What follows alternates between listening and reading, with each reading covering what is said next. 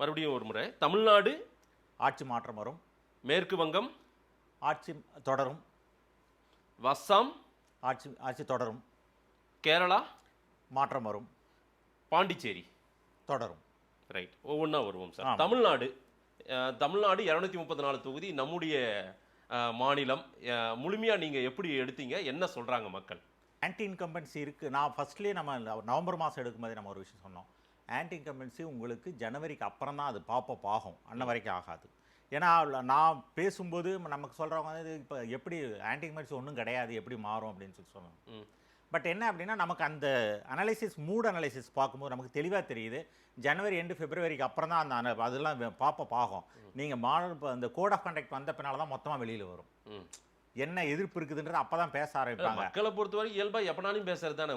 Moral code of contact வந்ததுக்கு பிறகு பேசுவாங்க. வந்ததுக்கு அப்புறம் வந்து ஓப்பனாக பேசுவாங்க, அன்ன வரைக்கும் ஓப்பனாக பேச மாட்டாங்க. அதுதான் மூட் அனலைசிஸ். இல்லை சார், மாரல் கோட் ஆஃப் கான்டக்ட்ன்றது இப்போ நம்ம சிட்டி பகுதிகளில் முக்கியமான இடங்களில் கொஞ்சம் இந்த பிஸ்னஸ் மாதிரி பண்ணுறவங்க அந்த மாதிரி ரீதியாக இருக்கிறவங்க தான் நம்ம சில விஷயங்கள் நம்ம ஃபேஸ் பண்ண வேண்டியது வரும்னு தெரியுது.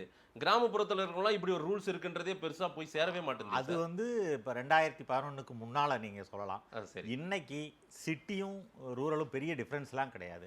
எல்லா விஷயமே அவங்களுக்கு தெரியாது, என்னமோ இவங்களுக்கும் தெரியும். கல்யாணத்துக்கு போனால் வர பிரச்சனைகள், நகை எடுக்க போனால் வர பிரச்சனைகள், இந்த ஒரு இடத்துலேருந்து இன்னொரு இடத்துக்கு பணத்தை எடுத்துகிட்டு போகும்போது வரக்கூடிய இஷ்யூஸு.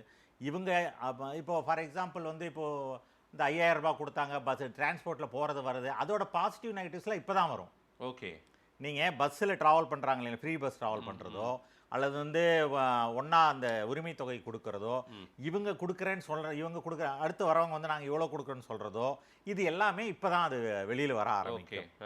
ஏன்னா என்ன அனலைஸ் பண்ணுவாங்க இல்லைங்களா, உங்களுக்கு அப்போ தான் வந்து ஏன் அவங்க அதை பண்ணலை, இல்லை இப்போ தானே பண்ணுறாங்க. அதுதான் ஆன்டி இன்கம்பன்சி. உங்களுக்கு நீங்கள் இந்த தாலிக்கு தங்கம் கொடுக்கறதுன்றது முதல்ல இருந்தது.